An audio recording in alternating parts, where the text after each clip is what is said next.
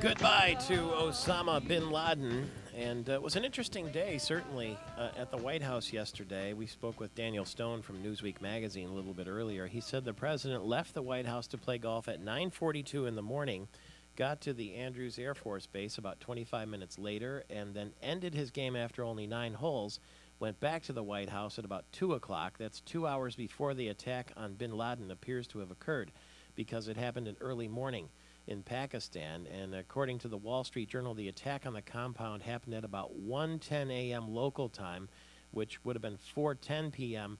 Washington time. And so the president he went to the White House Correspondents' Dinner on Saturday night. He went and played golf on Sunday, probably knowing that this was going to happen. Pretty cool customer if that's the case. Osama bin Laden, dead or alive? Well, he's dead. Was there or should there have been an effort to keep him alive? I guess it was impossible. These helicopters, 3 of them, descended on his compound.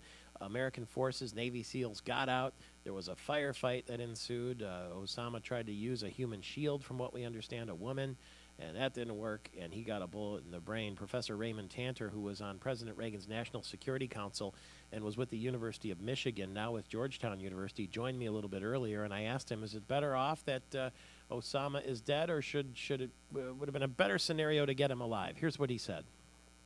I think it was better that he was assassinated and body summarily dumped into the sea.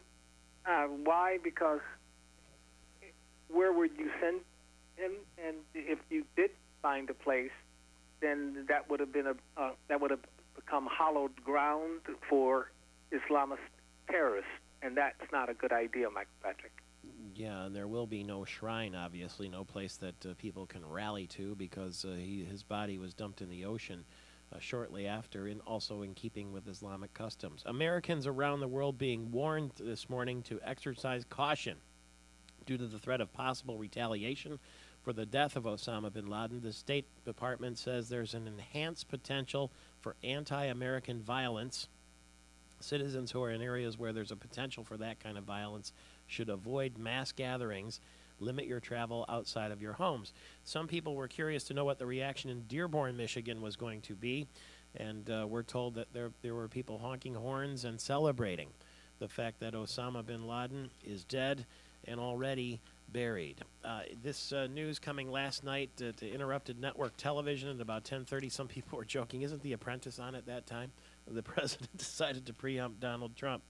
The CIA tracked bin Laden to this location. Then those elite troops from the Navy SEALs Team 6 flew helicopters, 4 of them. Bin Laden shot in the head. One of the helicopters crashed, but nobody injured in that pre-dawn raid on Osama bin Laden. It's Michael Patrick Shields live from the American Metal Roofs studio here in the Gillespie Group Stadium District building. We're right on the Avenue of Michigan, just a couple blocks from the Capitol building, and glad to have you with us this morning. Go to AmericanMetalRoofs.com if you want to save up to 50% on your energy bills. They'll do an energy audit for you and let you know. I mean, the gas prices, let's see, near Metro Airport yesterday, I saw $4.45 a gallon. If you can believe it. I think that's got to be one of the highest gas stations in the state. Speaking of being close to the Capitol, Governor Snyder gave a commencement speech at the University of Michigan. There were some protests, but not as bad as people predicted. About 25 students turned their back on Snyder during the speech. Cheers, though, were much louder than the boos. 1,000 people protested outside Michigan Stadium. Those were labor leaders, teachers, and Democrats who want to recall Governor Snyder.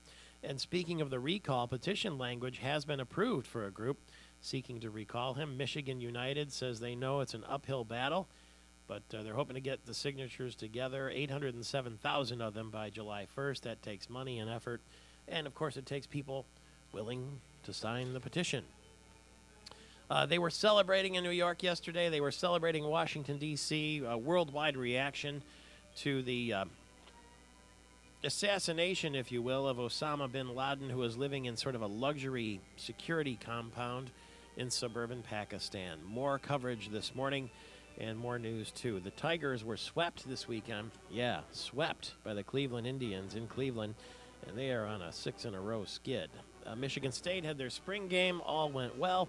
Bubba Watson birdied the second playoff hole, defeating Webb Simpson in New Orleans on the PGA Tour, and the Red Wings are in a bit of trouble now, aren't they? We'll get Ken Cal's report as soon as we get back. It's Michael Patrick Shields.